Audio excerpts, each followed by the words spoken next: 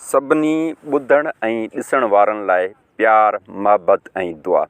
अस्सलामु अलैकुम साथियो, अॼु पाण ॻाल्हि ॿोल कंदासीं इंसान ऐं कामयाबी जे बारे में। हर इंसान खे ख़ुदा ताला उहा ॾात ॾिनी आहे त जीअं हू सोचे तीअं हू सोचे सघे थो, जीअं हू सोचणु चाहे तीअं हू सोची सघे थो।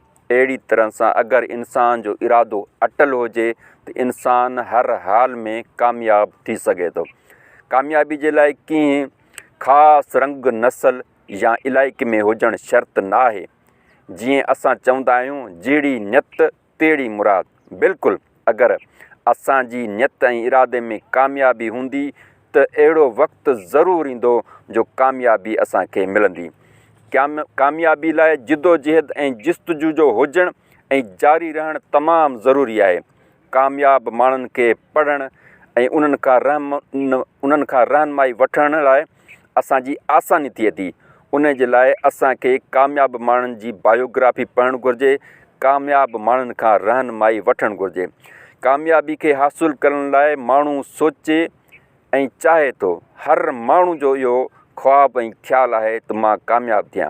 उन लाइ असांखे उन जे क़ाइदनि ऐं उसूलनि खे सम्झणो पवंदो।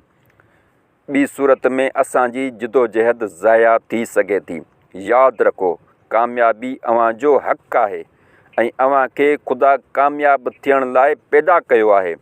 अगरि असांखे आसान ऐं सवले नमूने कामयाबी मिली वञे हा त उन में उहो मज़ो ऐं ख़ुशी न रहंदी। उन करे जिदोजहद ऐं जस्तजू खां पोइ मिलियल कामयाबी इंसान लाइ तमामु वॾो इनाम ऐं हक़ीक़ी ख़ुशी हूंदी आहे।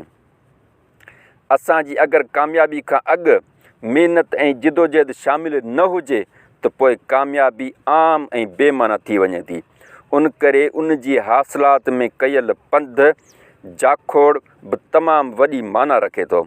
जीअं कामयाबी हर कंहिं जे लाइ मुख़्तलिफ़ माना रखे थी, अहिड़ी तरह हर कामयाबी जो रस्तो बि हर माण्हू लाइ अलॻि अलॻि हूंदो आहे। आसान ऐं नंढो न, पर हमेशह सही रस्तो चूंड करणु घुरिजे। डेविड जी शार्टर्स चवे थो, कामयाब इंसाननि में कामयाबी जे हुसूल लाइ सभ खां अहम अंसर कामयाबी जो यकीन हुअणु आहे। जॾहिं इंसान जे अंदरि एतमाद जी खोट हूंदी त उहा शक पैदा कंदी आहे। शक सां एतमाद जी खोट ऐं मायूसी थिए थी। पर असांखे हर हाल में हर वक़्तु कामयाबी ते यकीन हुजणु घुरिजे, कोशिशि जारी रखणु घुरिजे। उहो ई सबबु आहे हिकिड़ा माण्हू कामयाबु थियनि था ऐं हिकिड़ा माण्हू नाकाम थियनि था। कोशिशि सां ई मौक़ा मिलंदा आहिनि। बग़ैर कोशिशि जे कुझु बि हासिलु नथो करे सघिजे। बावकार ऐं कंधु मथे करे कोशिशि जारी रखो, कोशिशि जारी रखो। अव्हां ज़रूरु कामयाबु थींदा, अव्हां ज़रूरु कामयाबु